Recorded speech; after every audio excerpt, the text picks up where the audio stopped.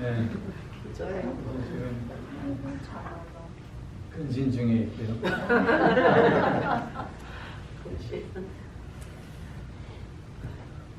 명준이가 애들 데리러 왔어요. 수요일날 새벽에 가는데 빨리 그날이 왔으면 좋겠어요. 참으면 꼭 참으면 돼. 빨리 갔네요. 감사합니다. 예. 하여튼 늘 우리 건강에 더욱더 신경 쓸 수 있어야 될 줄로. 예, 그러면 우리 말씀과 순종으로 또 하나됨을 향하여 하나님 앞에 서겠습니다. 오늘 우리들에게 주시는 하나님의 말씀은 사무엘하 19장 31절로 39절까지의 말씀입니다. 제가 봉독합니다. 길르앗 사람 바르실레가 왕이 요단을 건너가게 하려고 로글림에서 내려와 함께 요단에 이르니 바르실레는 매우 늙어 나이가 80세라. 그는 큰 부자이므로 왕이 마하나임에 머물 때 그가 왕을 공개하였더라. 왕이 바르실레에게 이르되 너는 나와 함께 건너가자. 예루살렘에서 내가 너를 공개하리라. 바르실레가 왕께 아뢰되 내 생명의 날이 얼마나 있사옵기에 어찌 왕과 함께 예루살렘으로 올라가리이까. 내 나이가 이제 80세라 어떻게 좋고 흉한 것을 분간할 수 있사오며 음식의 맛을 알 수 있사오리이까. 이 종이 어떻게 다시 노래하는 남자나 여인의 소리를 알아들을 수 있사오리이까. 어찌하여 종이 내 주 왕께 아직도 누를 끼치리이까.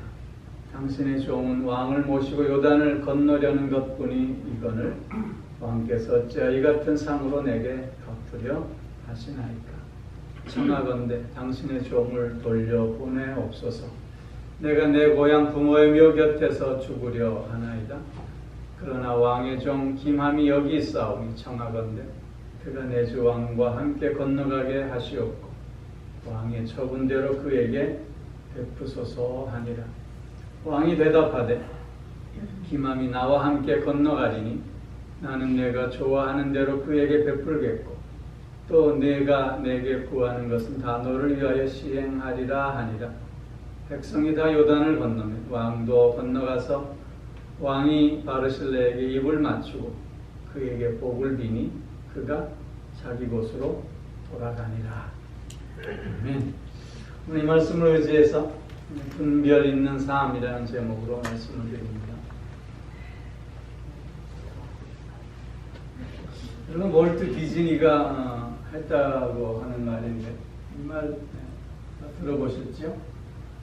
And growing old is mandatory, but growing up is optional. 나이가 먹는 것은 다 피할 수 없는 거지만 그러나 성장하고 성숙해가는 건 누구나 다 그러는 것은 아니다. 그런 뜻이죠. 우리는 종종 저 사람은 나이값도 못해 그런 말도 하고요. 또 어떤 사람에게는 참 나이에 비해 젊게 사시네 그렇게 말하기도 합니다. 또 나이는 숫자에 불과하다 외치기도 하고요. 또 우리는 나이가 들어가면 늙어가는 것이 아니라 익어가는 겁니다 라고 노래하기도 합니다. 세월의 흐름 앞에서 우리가 좀 더 성숙한 삶, 좀 더 아름다운 삶을 산다는 것은 우리가 사는 이 시대에 더욱 중요한 덕목으로 자리 잡게 되었습니다. 왜냐하면 예전에는 60이다 그러면 환갑을 했잖아요. 그리고 얼마나 급했으면 그 다음에 진가까지 차려먹었겠어요. 근데 이제는 80이 넘어도 아직도 청춘이다라는 말을 하는 시대가 되었습니다. 그렇기에 그 어느 때보다도 노년의 삶을 어떻게 우리가 맞이하고 또 어떻게 누리며 살아야 할 것인가는 너무나도 중요한 문제가 아닐 수 없는 것이죠. 노년의 삶이 아름답고 건강하고 또 노년의 삶이 더욱 빛이 나기 위해서는 반드시 분별 있는 삶을 살 수 있어야 합니다. 분별 없는 삶을 살게 되면 우리는 사람들로부터 말값도 못한다는 얘기를 들을 수밖에 없는 거겠죠. 시편에서 보면 시편 기자는 백발은 영화의 면류관이다 그렇게 얘기합니다. 또 늙은 자의 아름다움은 백발이니라 그렇게 말씀하기도 합니다. 나이 듦이 영화의 면류관이 되고 나이 듦이 그의 아름다움이 될 수 있기 위해서는 분별하는 능력을 우리는 더욱 가질 수 있어야 하는 것이죠. 오늘 우리가 함께 읽은 본문의 배경은 이렇습니다. 다윗은 압살롬의 반역으로 말미암아 예루살렘 성을 버리고 다시 도망자의 신세로 전락하고 말았습니다. 그래서 그는 압살롬을 피해 요단을 건너가 마하나임이라는 곳에 몸을 피하게 되었고 그때 그 지역에 살고 있던 바르실레에 의해서 큰 도움을 받게 되지요. 그리고 이제 압살롬과의 전쟁에서 승리한 후에 다시 예루살렘으로 귀환하는 그 여정 속에서 오늘 본문은 바르실레와 다윗이 어떻게 이별하고 있는가를 보여주고 있는 본문입니다. 특별히 우리는 오늘 본문에서 나타난 바르실레의 모습을 보면서 참 멋진 노년의 삶을 우리에게 보여주고 있음을 확인하게 됩니다. 바르실레가 이렇게 귀하고 아름다운 노년의 삶의 모습을 보일 수 있었던 그의 삶의 비결은 무엇이었을까를 우리는 본문을 통해서 확인해 보면서 우리도 우리의 노년의 삶이 더욱 빛나고 향기롭고 아름다워지는 삶이 될 수 있기를 배우고 또한 소망해 보고자 하는 것입니다. 특히 오늘 본문에서 나타나고 있는 바르실레의 그 분별 있는 삶의 큰 특징은 무엇보다도 겸손함이었습니다. 그는 오늘 본문에 소개한 대로 거부였습니다. 그러나 그는 그의 부를 자랑하지 않았습니다. 그는 오히려 도망자의 신세였던 다윗 왕을 지극정성으로 돌보았습니다. 그가 할 수 있는 모든 것으로 다윗의 힘이 되어 주었던 것입니다. 오늘 본문에서 공개하였다라는 표현을 쓰고 있습니다. 이 공개하였다라고 하는 그 말의 뜻은 계속해서 옆에 붙어 있고 그리고 정말 자기가 할 수 있는 모든 것을 다해서 성실하게 최선을 다해서 돕고 있는 모습을 의미하고 있는 단어입니다. 즉 바르실레는 자신의 가지고 있는 모든 것을 다윗을 위해서 사용하기에 아까워하지 않는 모습을 보여주고 있는 것입니다.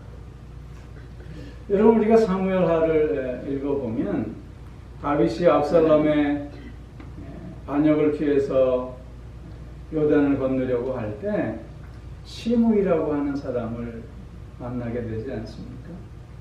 그 시므이는 다윗을 향해서 어떻게 합니까? 돌을 던지며 저주하고 있음을 보게 됩니다. 그런 시므이의 모습과 오늘 바르실레의 모습은 너무나도 다른 모습을 우리에게 보여주고 있는 것입니다. 교만한 사람의 특징은 그 시대와 상황을 자기 멋대로 해석하고 자기 멋대로 주장한다고 하는 것입니다. 그러나 겸손한 사람은 그 시대와 상황 속에서 하나님을 바라보게 된다고 하는 것입니다. 바르실레는 겸손한 사람이었습니다. 그렇기에 그는 하나님이 기름 부어 세워주신 왕을 홀대할 수 없었습니다. 특별히 그는 하나님의 은혜를 깊이 감사하며 사는 겸손한 사람이었기에 곤경에 처한 다윗을 내칠 수 없었던 것입니다. 여러분, 바르실레가 이렇게 다윗을 돕는 것은 그냥 내가 가진 재물이 있기 때문에 돕는다라는 정도가 아닌 것입니다. 왜냐하면 이 일에는 그의 생명을 걸었어야만 하는 일이었고, 더 나아가서는 그의 가문 전체의 운명이 달려있는 문제였기 때문입니다. 그 당시의 대세는 누구입니까? 압살롬이었습니다. 압살롬이 대세였고, 다윗은 그 아들에게 쫓겨나 어찌 보면 비참하고 보잘것없는 옛 왕이었던 것입니다.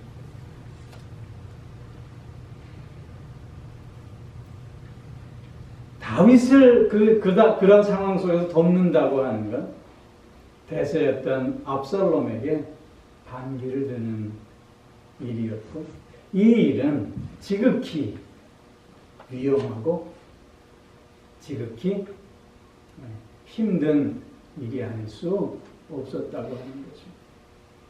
그러나 그럼에도 불구하고 바르실레는 겸손한 자였기에 하나님을 바라보며 하나님의 뜻을 찾을 수 있었던 것이고, 그 결과 그는 자기가 선택한 그 길에 최선을 다할 수 있었던 것입니다.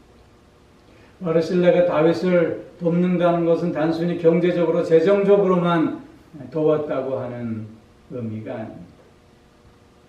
오히려 바르실레의 도움은 다윗에게는 마음의 위로를 받을 수 있는 일이었고, 격려와 용기와 소망을 가질 수 있는 일이었습니다. 이걸 한번 생각해 보실 수 있기를 바랍니다.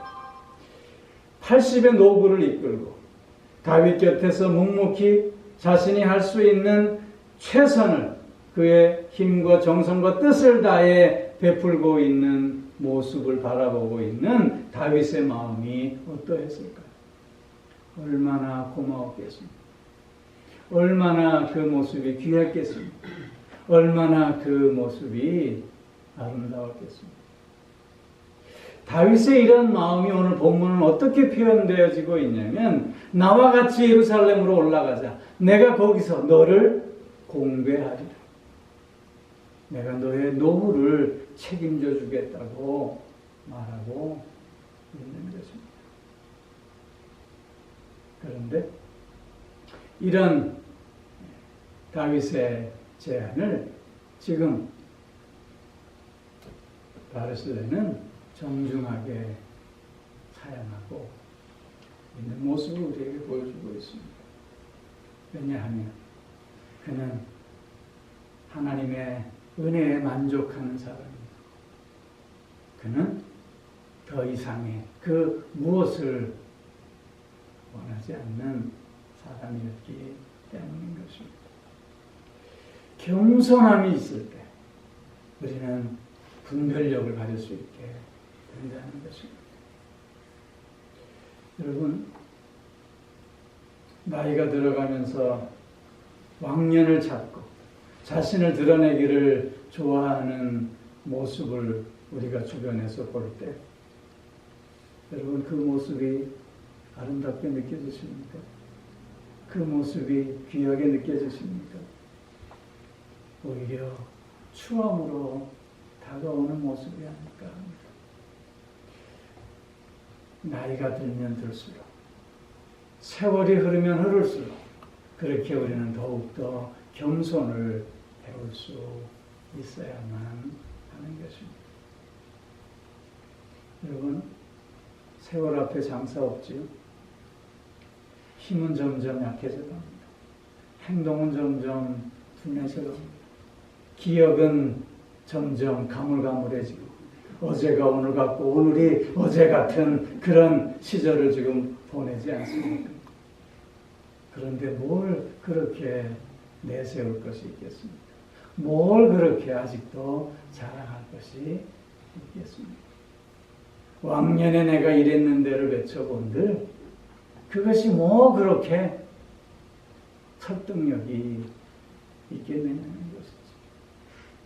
그렇게 나이가 들면 들수록 익은 벼가 고개를 숙이듯이 겸손을 배우고 겸손을 행할 때 그 노년의 삶이 아름답고 그 노년의 삶이 향기 날 수 있습니다.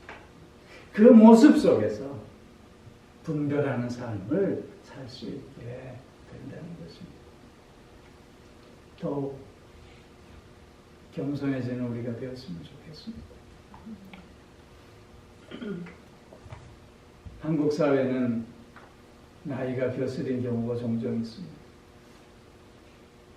그런데 나이가 벼슬이 되려면 그만큼 우리는 성숙한 사람, 그만큼 우리는 겸손한 사람이 될 수 있어야 하고, 그만큼 우리는 분별의 능력을 가진 사람이 될 수 있어야만 하는 것입니다.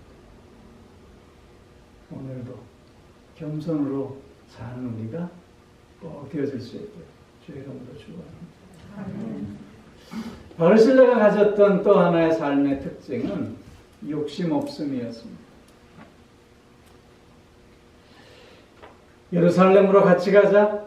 내가 너를 거기서 공개하리라. 내가 너의 노후를 온전히 책임져 주겠다고 하는 말을 지금 듣고 정중히 사양하고 있습니다. 왜냐하면 바르실레는 지금까지 자신에게 베풀어 주셨던 하나님의 은혜에 만족하는 사람이었기 때문입니다. 그 하나님께서 주신 복으로 말미암아 다윗을 또한 온전히 도울 수 있었기에 감사하는 사람이었고, 그렇기에 자기가 베푼 그 도움의 대가를 바라지 않는, 상을 바라지 않는 자였기 때문이었다는 것입니다. 오히려 지금까지 내게 주신 하나님의 은혜를 감사하고 만족하는 가운데 이제는 더 이상 아무것도 원하지 않는, 하나님이면 된 그런 삶을 살아왔던 사람이었다고 하는 것입니다. 여러분, 오늘 바르실레의 고백을 들어보십시오.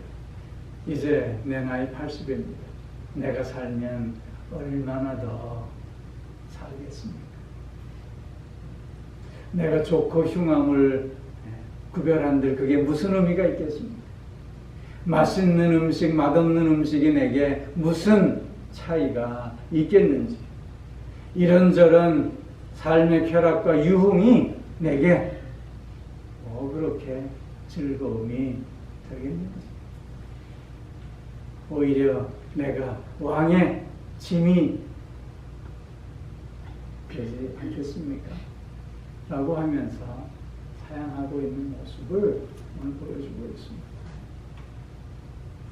바르실레는 죽음을 준비하면서 그 죽음 앞에서 더욱 자신의 삶을 지금 내려놓고 있는 모습을 보여주고 있는 것입니다. 여러분, 되게 많은 사람들이 돈을 많이 모았습니다. 그러면 그 다음 단계로 뭘 하지? 돈을 많이 모은 부자들이 그 다음 단계로 하는 게 있습니다. 주식? 정치하려고 해요. 돈을 많이 모은 사람들은 이제 그 다음 단계로 늘 정치를 하려고 해서 국회의원을 한다든가 뭐 그러려고 해요. 그래서 세상의 권세와 명예를 더 얻으려고 하는 것이죠. 지금 바르실레에 있어서 중앙 정치 무대로 나아가 세상의 권세와 명예를 얻을 수 있는 절호의 기회를 지금 얻고 있는 것입니다. 그러나 그럼에도 불구하고 바르실레는 그 다윗의 제안을 정중하게 사양하고 있음을 보게 되는 것입니다. 왜냐하면 하나님께서 주신 은혜에 만족하며 모든 것을 내려놓는 삶을 살아왔기 때문에 늘 죽음을 준비하면서 자신에게 무엇이 더 소중한 것인가를 늘 확인하며 살아왔던 사람이었기 때문이었던 것이죠. 연세가 드신 어르신들이 종종 이제 내가 살면 얼마나 더 살겠어 라는 말씀을 하시는 것을 듣게 됩니다. 근데 똑같은 말에도 두 가지 의미가 담겨 있는 것 같아요. 한 가지 의미는 집착입니다. 내가 이제 살면 얼마나 더 살겠어 그러면서 못 해본 것도 해보고 맛있는 것도 더 많이 먹어야 되고 이런 모습을 보이는 의미의 말이 있는가 하면 또 다른 의미는 내려놓음의 의미. 내가 이제 살면 얼마나 더 살겠다. 몸을 가볍게 하고 마음을 가볍게 하고 모든 것을 다 내려놓는 그런 의미의 말씀을 하고 있는 경우들을 보게 됩니다. 어떤 모습이 더 분별 있는 모습일까요? 노욕이라고 얘기하죠. 노욕. 나이 드신 분의 욕심. 그 노욕은 추하다. 나이가 들어감에 있어. 세월이 흘러감에 있어. 우리가 결단해야 할 것은 어떻게 하면 더 많이 먹을까? 어떻게 하면 더 많은 것을 누릴 수 있을까가 아니라 어떻게 하면 오늘의 나의 이 모습에 만족하고 감사하며 내려놓을 수 있을까를 늘 물을 수 있어야 하는 것입니다. 이런 욕심 없는 내려놓음의 삶 속에서 분별이 있는 아름다움의 모습을 우리는 보일 수 있게 되는 것입니다.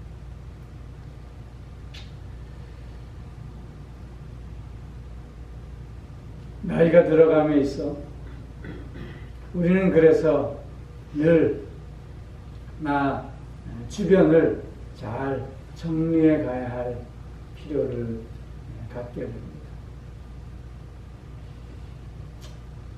다음에 하지. 아직도 시간이 많이 남았지. 그러다 보면 후대에게 뭘 남겨줘요? 쓰레기만 남겨줘요.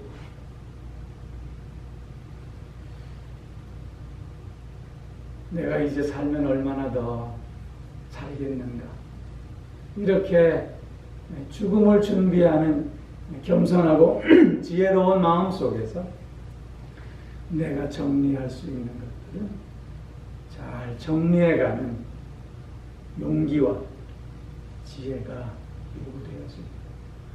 그런 모습이 분별 있는 모습으로 나타나게 되는 것입니다. 어떤 삶이 아름답고 어떤 삶이 귀하고 어떤 삶이 더 향기로운가? 그것은 욕심을 버리고 주변을 정리하며 내려놓는 삶의 모습임을 늘 확인할 수 있었으면 좋겠습니다. 한 가지 더 바르실레의 모습을 통해서 우리가 배워야 할 교훈은 뭐냐면 후대를 세워내는 모습이라고 하는 것입니다. 오늘 바르실레는 다윗의 요청에 대해서 나는 됐고 자기 아들 김함을 다윗에게 청구하고 있음을 보게 됩니다. 즉 내 세대는 이제 다 지나갔고 이제 다음 세대의 차례라고 그렇게 인정하고 준비해 주고 있는 것입니다. 여러분,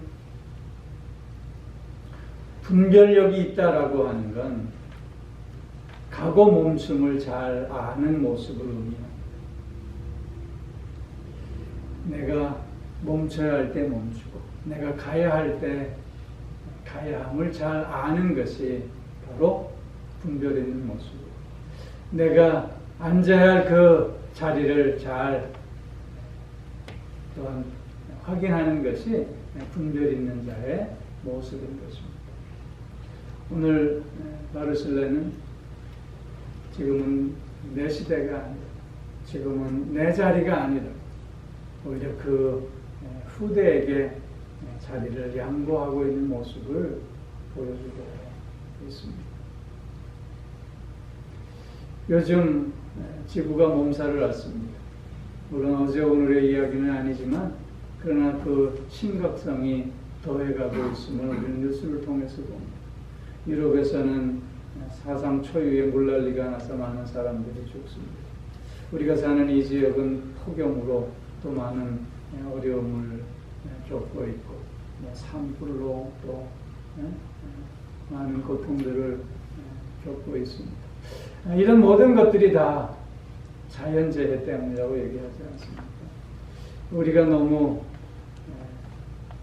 욕심을 가지고 자연을 훼손했기 때문이라고 하는 것입니다. 그래서 많은 사람들이 이 지구는, 우리가 살고 있는 지구는 우리의 것이 아니라 후손들로부터 빌려온 것이다 라는 이야기들을 하고 있는 것입니다. 즉 우리는 지금 이 후손으로부터 빌려온 이 지구를 그 후손들에게 잘 보존해서 돌려줘야 할 책임이 있다라고 강조하고 있는 것입니다. 나만 잘 살면 되지가 아닙니다. 네, 후손을 세우는 일에 우리는 또한 관심을 가질 수 있어야 하겠다는 것입니다. 내가 아니면 돼, 나만 아니면 돼, 이런 자세가 아니라 그 다음을 위해서 준비하는 여유로운 마음, 보다 풍성한 마음들을 가질 수 있어야 하겠다는 것입니다. 이런 여유와 이런 풍성한 마음 속에서 우리는 가야 할 때를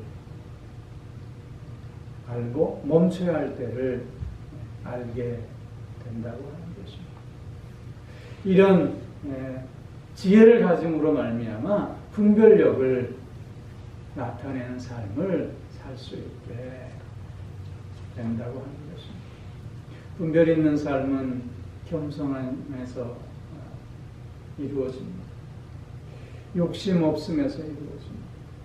그리고 나보다는 다음 세대를 위해서 준비하는 마음을 가질 때 분별 있는 삶을 살 수 있게 되는 것입니다. 우리가 앞으로 살아야 할 그 분별 있는 삶을 위해 우리는 오늘도 겸손을 배울 수 있어야 하겠고, 죽음을 준비하면서 몸과 마음을 가볍게 할 수 있는 우리가 되어야 하겠고, 나 때만이 아니라 그 다음 때를 위해서 준비하는 우리들이 되줄 수 있어야 할 줄로 믿습니다. 이런 삶을 살 때 정말 백발은 영화의 면류가 아니고 백발은 늙은 자의 아름다움이 될 줄로 믿습니다. 저와 여러분 모두가 이런 분별 있는 모습을 통해서 멋진 아름다운 향기나는 그런 삶을 누릴 수 있게 되기를 주의 이름으로 축원합니다. 기도하겠습니다.